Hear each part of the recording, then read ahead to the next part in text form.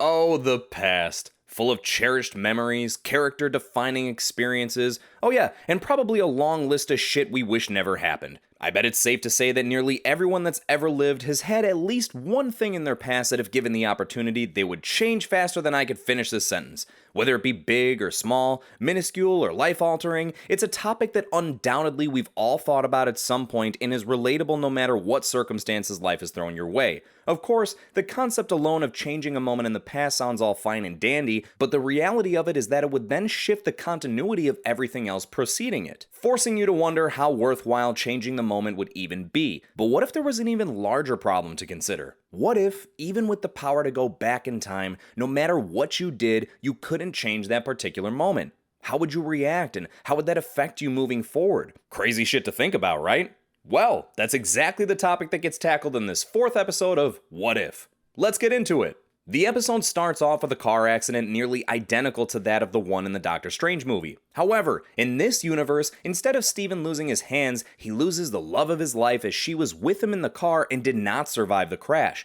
We then see Stephen head down a similar path as in the film, learning the ways of the mystic arts and how to wield its power, but for vastly different purposes and intentions. Before long, we flash forward to him becoming the Sorcerer Supreme and defeating Dormammu, and yet he is still haunted by the loss from his past. One evening, after a swift warning from Wong, Strange officially says, "Fuck it," and warps back to the night of the dreaded accident. Unfortunately, the same events play out and Christine once again dies in the collision. So, he tries again, this time taking a different route, but that gets them nowhere fast as a different accident wipes them out. He tries again and again and again, but it seems no matter which direction they turn, it's like her death is inevitable. As a matter of fact, after his bazillionth attempt, the Ancient One appears to try to talk some sense into him, explaining that Christine's death is an absolute point in time, one that cannot be changed or undone. But he's like, "Pfft, we'll see about that," and dips out to find the lost library of Cagliostro, which apparently contains the answer on how to break an absolute point in time. He finds that the answer lies in him gaining more power through the act of absorbing the power of others.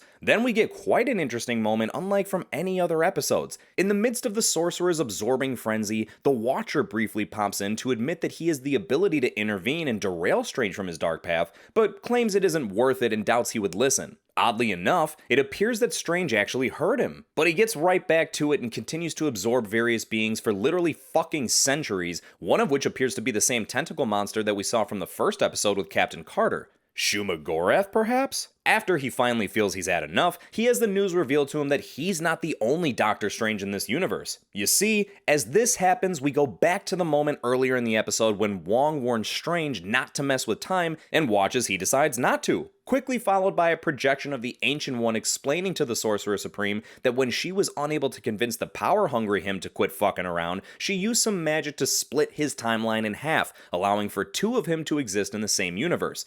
Wait a minute, is it just me, or does this appear to heavily mirror the storyline presented in the Spider-Man No Way Home trailer? A hero desires to change a moment of their past by using magic, which inherently goes wrong, causing that hero to live 2 split lives and have severe repercussions because of it?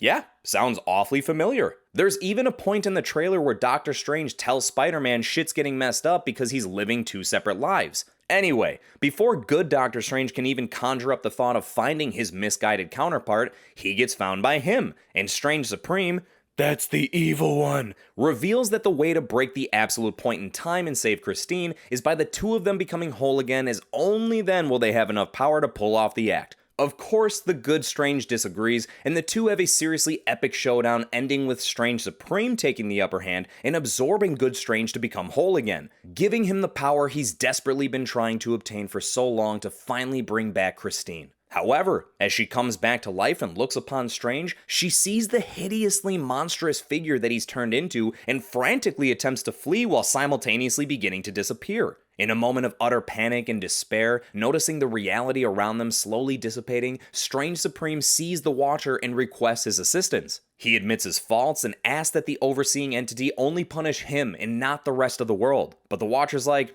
"Nah, I can't interfere, it's kind of my thing," and dips out, leaving the fallen sorcerer to watch his love disintegrate before his eyes and accept that he's literally the reason for the end of his universe. Then the episode ends. Yeah, there's the breakdown of what if Doctor Strange lost his heart instead of his hands?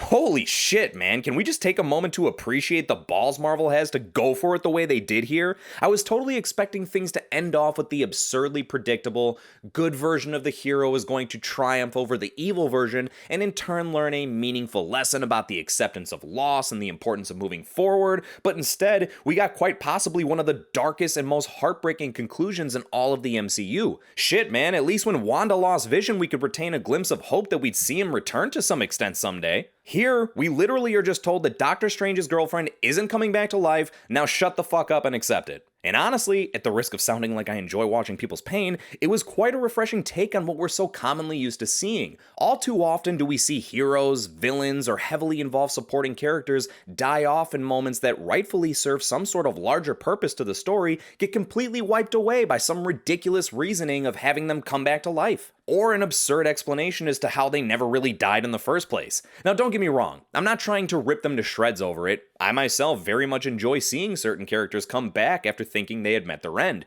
but when you do it so often to the point where no one knows when to ever believe if someone died or not, you know you're probably overdoing it. So, it was nice to see the writers here actually say, nah, you know what? He's gonna go through all this shit, bring her back, and then lose fucking everything. No fairy tale ending. Which leads to a question that started formulating the moment I made that Spider-Man trailer comparison. His universe died, but Strange clearly survived the whole ordeal of this episode, and something in my gut keeps asking, is this broken, misguided version of Doctor Strange the Doctor Strange that we see in the Spider-Man No Way Home trailer? It could very well explain his irresponsible decision to perform the spell for Peter in the first place, and perhaps it going wrong is all a part of a larger plan. Maybe he wants to open the multiverse in order to find another version of Christine that he can happily live out his days with. Maybe he uses that logic to persuade Wanda to assist him in his evil doings so they can also find her children. It also would explain why he's aware of Peter's troubling situation being worsened by him attempting to live two separate lives.